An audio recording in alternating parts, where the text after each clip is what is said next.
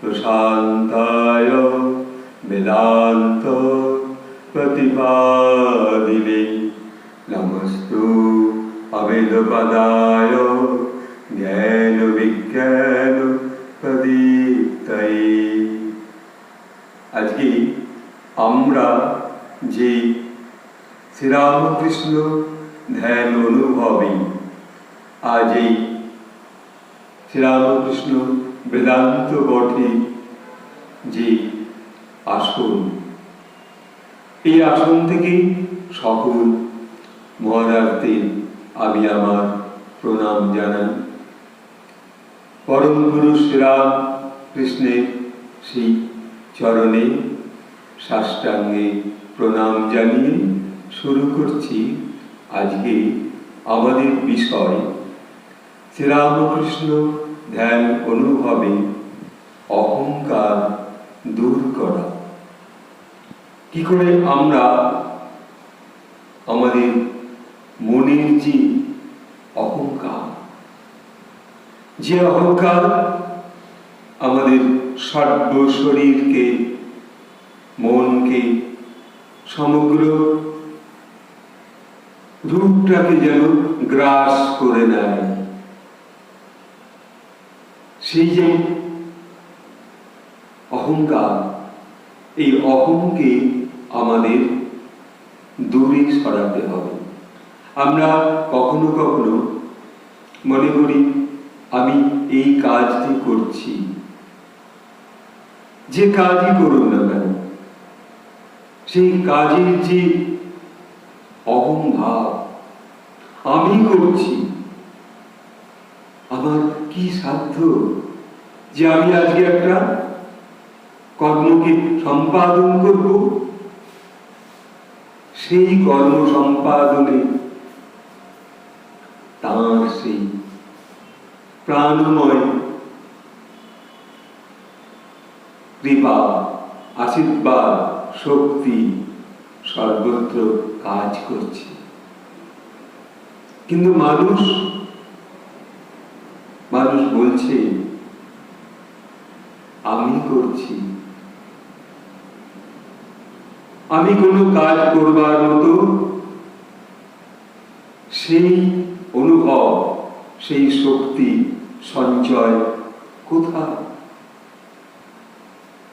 তার ইচ্ছায় সকল কর্ম সুন্দরভাবে সম্পাদন হয়, তাই না? শ্রী ভগবান তার সেই গীতায় বলছেন যে প্রকৃত ক্রিয়মাণানি গুণৈ কর্মাণি সর্বস্ব অহংকার বিমূঢ় আত্মা কর্তা ই মোহমন্যতে। প্রকৃতির গুণে সমস্ত কর্ম সম্পাদন হয়। সেই প্রকৃতি, সেই মাতৃশক্তি, সেই মহামায়ার রূপ, তাঁরই দেহ, তিনি সকল কর্মকে সম্পাদন করছেন। স্বয়ং বিষ্ণু ভগবান তিনি করাচ্ছেন এই কর্ম শক্তির মধ্যে এসে। তো আমরা অহংকার বশত বলছি আমি করছি, আমার দ্বারা হচ্ছে, আমার এই দেহের শক্তিতে আমি এই ভার উত্তোলন বলুন আর একটা বড় কর্মকে সম্পাদন করাই বলুন,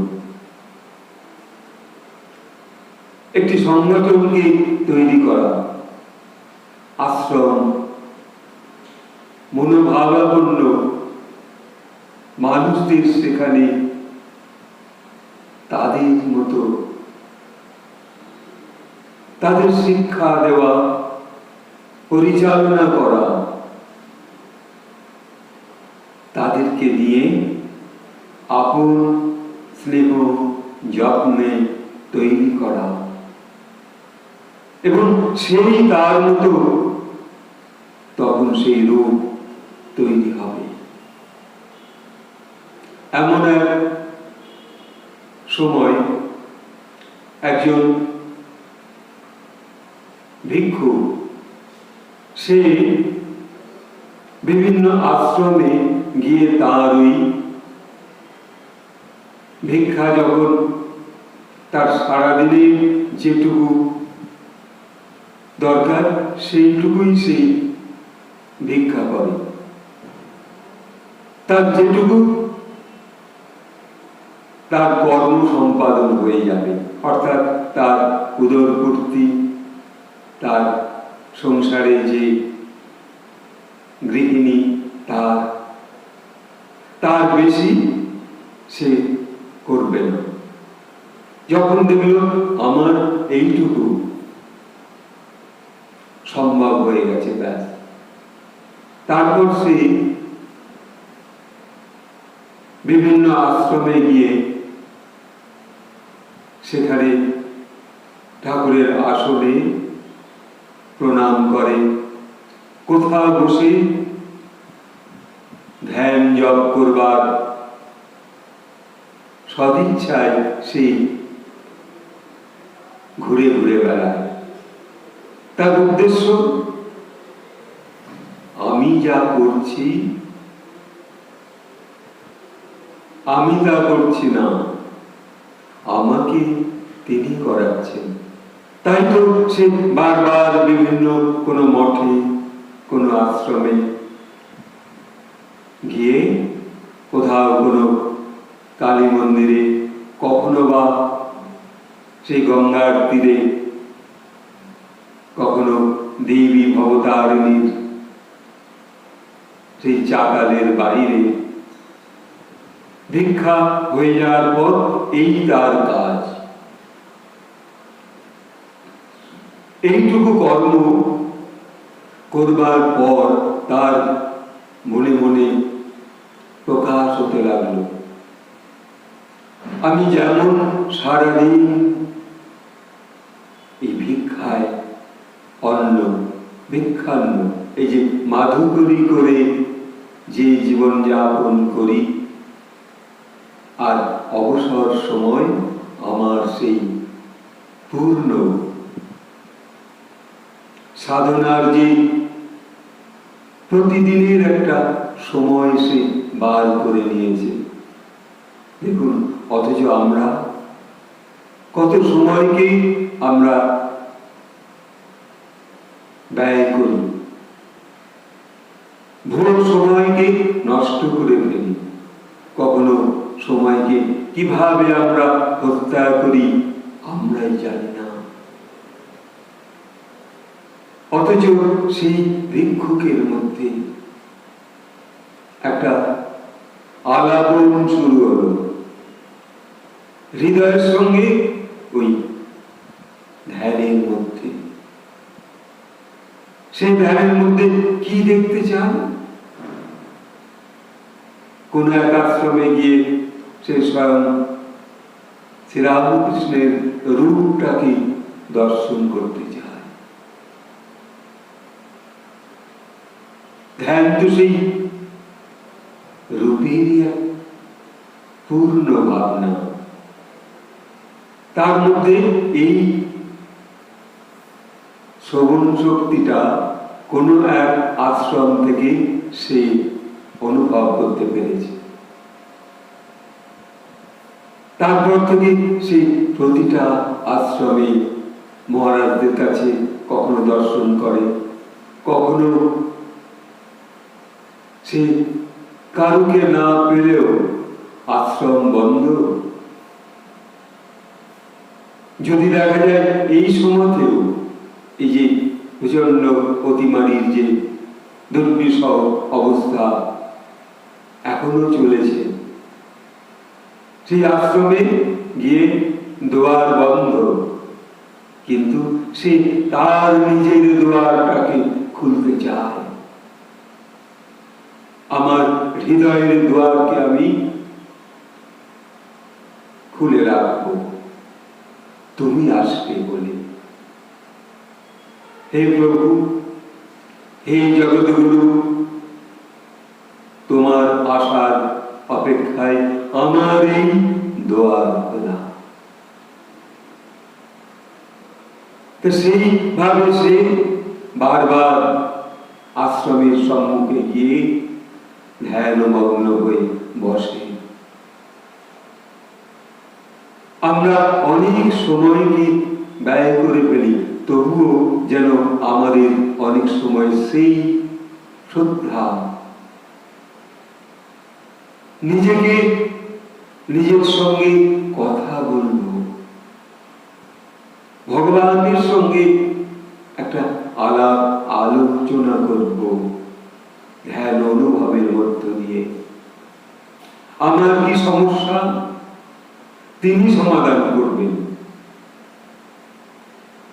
আমি যে তার মন্দিরে এসে বসছি, একটু বসবার যে সুযোগ তিনি করে দিচ্ছেন, আমার মধ্যে যেন এই অহংকারটুকু কখনো না আসে। সে ভাবছে অহংকারই পতনের মূল। অহংকার একটা ইগো।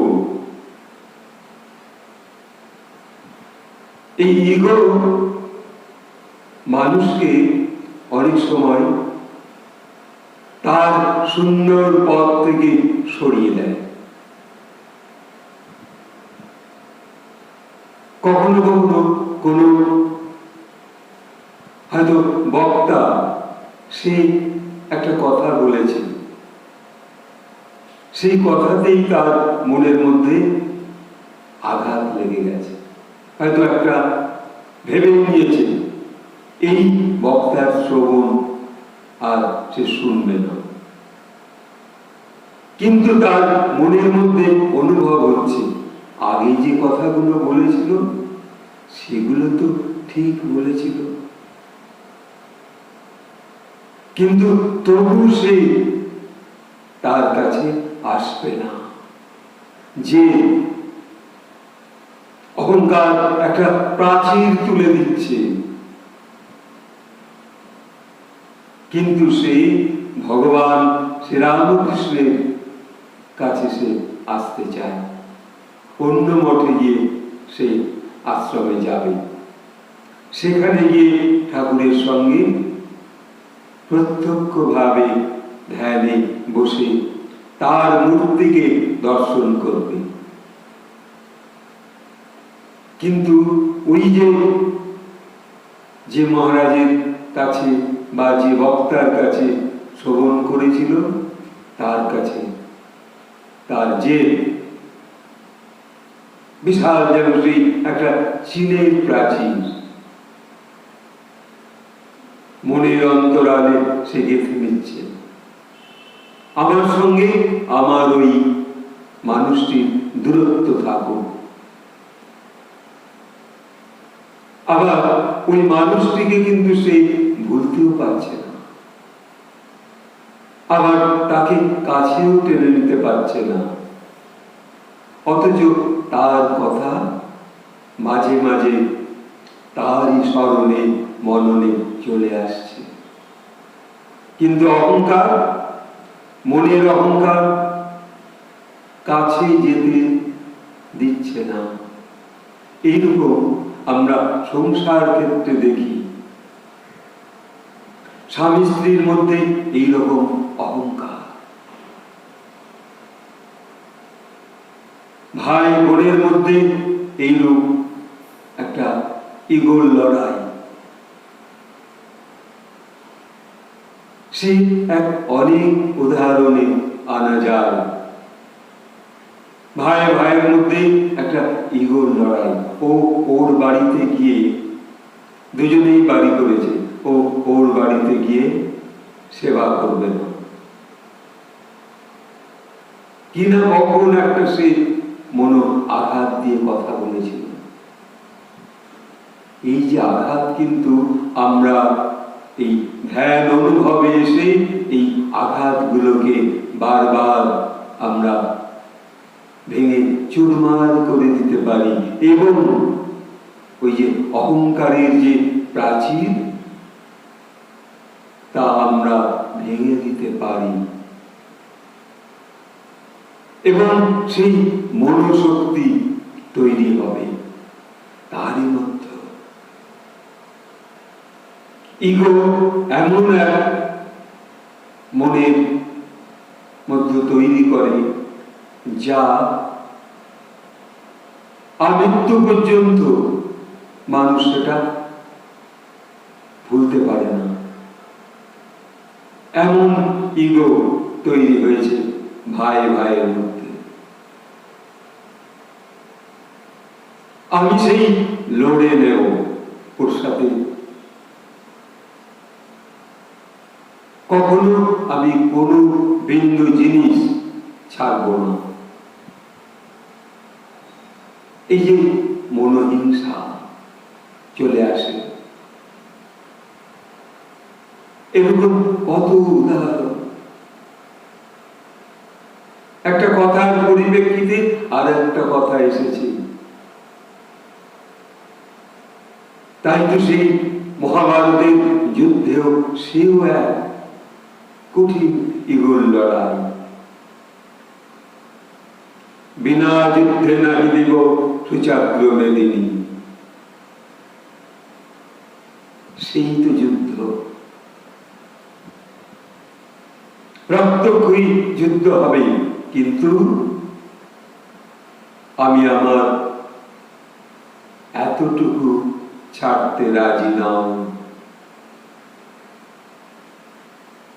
ভগবান তখন, ঈশ্বর তখন ভাবেন, কখনো তিনি মৃদু মৃদু হাসেন যে এরা কি করছে, এত এদের মধ্যে গোপন হিংসা। সেই গোপন হিংসা আমাদের বহু সংসারের মধ্যে, তাই তো আর সংসার টুকরো টুকরো হয়ে যাচ্ছে। ইগোর লড়াই যেন পাঞ্জা, সেই পাঞ্জা লড়াই, কেউ কাউকে ছাড়বে না।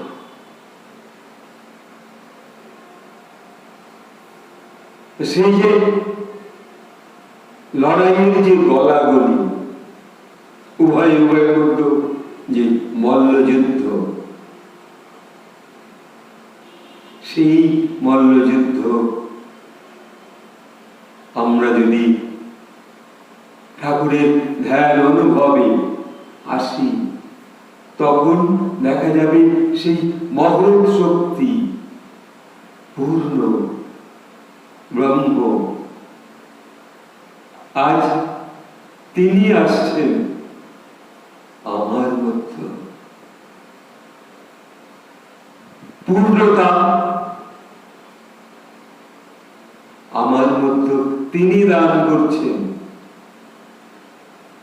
তার সঙ্গে আমাদের কোনো মনোমালিন্য নেই, কোনো লড়াই নেই। কিন্তু যে তৈরি হতে পারে, তুমি কেন দেখা দেবে না, তুমি দেখা দাও। দেবী, ভবতা দেবী, তুমি দেখা দাও, কেন দেবে না? এ আমার অহংকার নয়, আমি তোমাকে দর্শন করব। এ আমার দাবি, এ আমার জেদ, এ আমার অনুনয় বিনয়, এ আমার সম্পূর্ণ সমর্পণ। কিন্তু যখন আমি তোমার দর্শন পাই না, তখন তুমি আমাকে কখনো কখনো অহংকারের সেই জ্বালায়, অহংকারের মধ্যে তুমি ডুবিয়ে দিও না। আমার মধ্যে যেন বিন্দুমাত্র কোনো অহংকার কাজ না করে। আমার মন, হৃদয় তাহলে প্রস্ফুটিত হতে পারবে না। একজন সাধু, সে আমাকে আমার ভালোর জন্য সে অনেক রকম কিছু বলতে পারে, তার সে অধিকার আছে। কিন্তু আমি যদি ভাবি উনি আমার উপরে দোষারোপ করছে, অন্য কিছু ভাবিয়ে তুলছে, সেই থেকে আমি ধীরে ধীরে নিজেকে প্রকাশ করতে পারব। তার আঘাত থেকে আমি নিজেকে পূর্ণভাবে তৈরি করতে পারব। সে আঘাত আমাদেরও অন্তরে, মনে সেই আঘাত প্রয়োজন আছে। তবেই তো একটা লোহা, নয়তো সে লোহাই করে রইবে।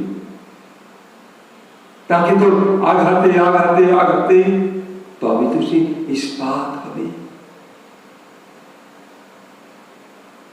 আমাদেরও এই ধ্যান অনুভবের মধ্যে অনেক রকম এইরূপ আঘাত আসবে। হয়তো দিনের পর দিন শুধু ধ্যান করে যাওয়ার পরে কোনো কিছু প্রকাশ হচ্ছে না, কিন্তু তাই বলে আমাদের সেই যে দেহ সোজা করে বাবু হয়ে বসে পিঠের শীত দ্বারা সোজা করে ধ্যানমগ্ন হয়ে পদ্মাসনে অথবা সুখাসনে বসা, এই চেষ্টা আমাদের অলসতা দূর করে চালিয়ে যেতে হবে। দেহের মধ্যে সেই অহংকার তখন দমিত হবে। কেন তুমি পারবে না? সাধুরা পেরেছে, সন্ন্যাসীরা পেরেছে, আমার আশপাশে কেউ না কেউ পেরেছে, কেন তুমি পারবে না? তখন সেই ইগো আমার কাছে আবার শিক্ষক হয়ে আসছে, এগিয়ে আসছে। ইগো একটা বাদ, আবার ইগো আবার শিক্ষক।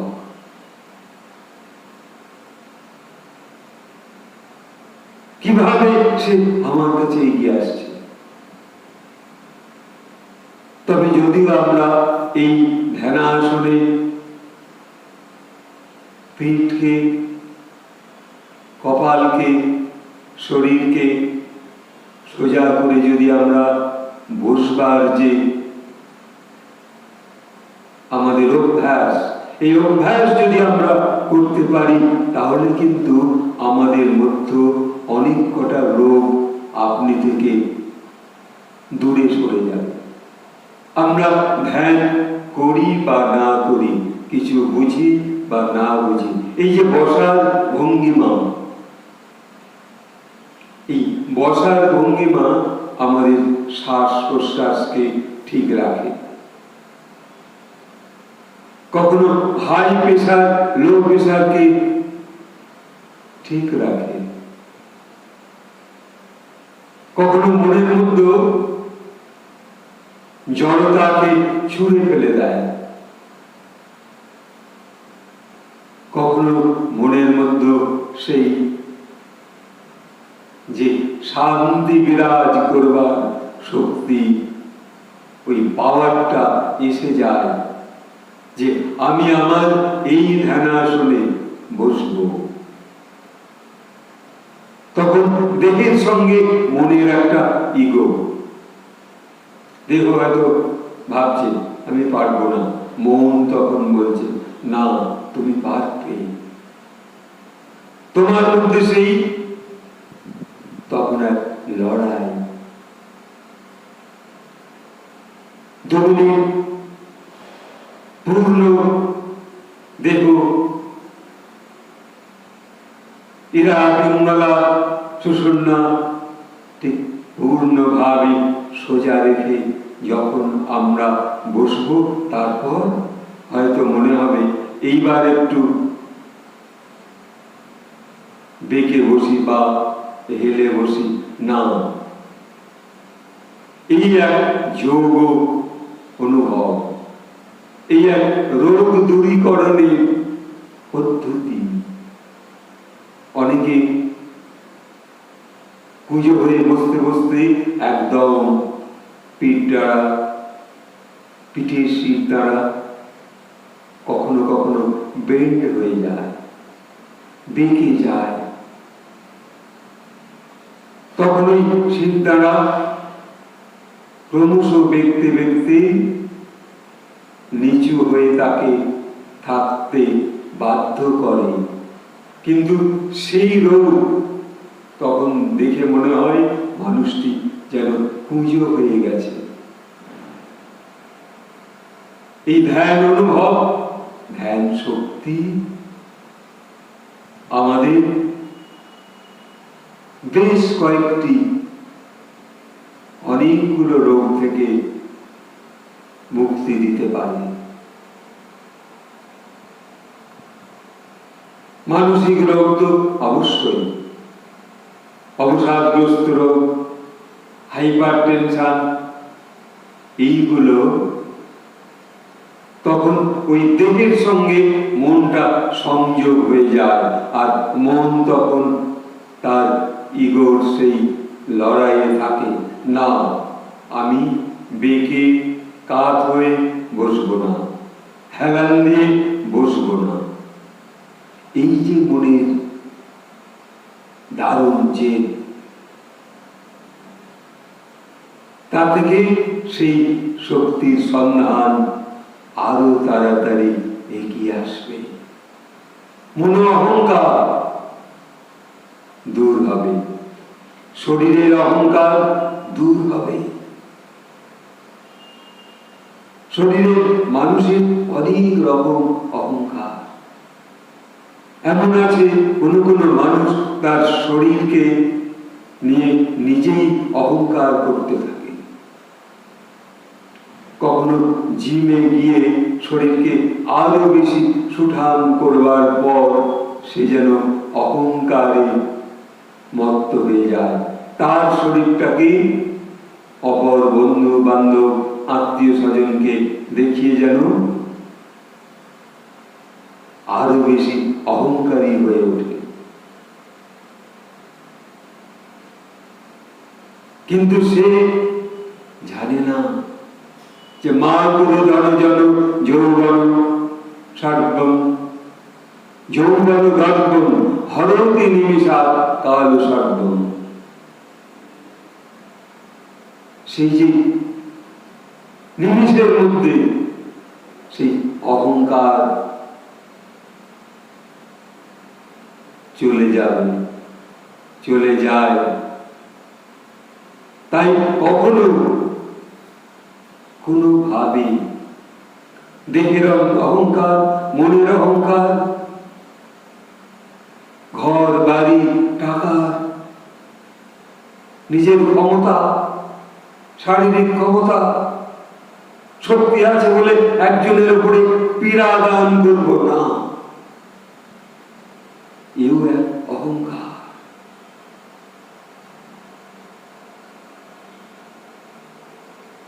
তুমি সেই প্রভু, তুমি তা মুক্ত কর। সেই অহংকার দূর হবে আমাদের শরীর মন থেকে। এই ধ্যান অনুভবে পূর্ণ ব্রহ্মের কাছে যে আমরা অনুভব নিয়ে আসব, এই পূর্ণ ভাব অহংকার সম্পর্কে যদিও আরো অনেক অনেক উদাহরণ আছে। মুনি, ঋষি, যোগীরা, মহারাজেরা যা সকলেই তা ব্যক্ত করেছেন বিভিন্ন ভাবে সুন্দর করে। তবে এই ধ্যান অনুভবের মধ্যে আমি ধ্যান করছি না, এইটুকু অহংকার আমার যেন না হয়। ঠাকুর, তুমি তা ক্ষমা করো। তুমি বসার শক্তি দাও, মন দাও, কিন্তু আমার মধ্যে আমি আমার অহংকারে যেন এই আমার ধ্যান অনুভবটাও না নষ্ট করে ফেলি।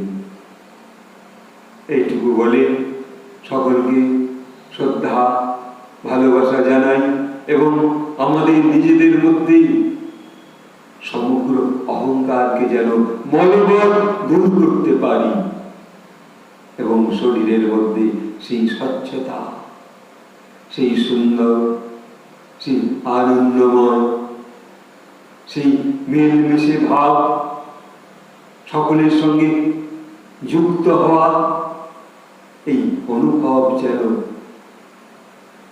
আসে, এইটুকু প্রার্থনা করি। করে আমাদের আজ এই শ্রীরামকৃষ্ণ ধ্যান অনুভবে অহংকার দূরীকরণ, অহংকার শূন্য হওয়ার জন্য আজ এই পূর্ণ ধ্যান অনুভব।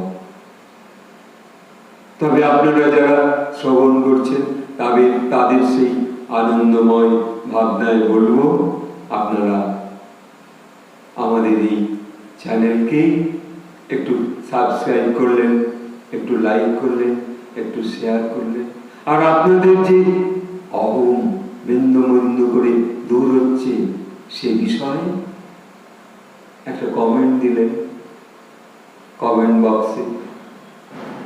এইটুকু বলে এখানে শেষ করছি। ওম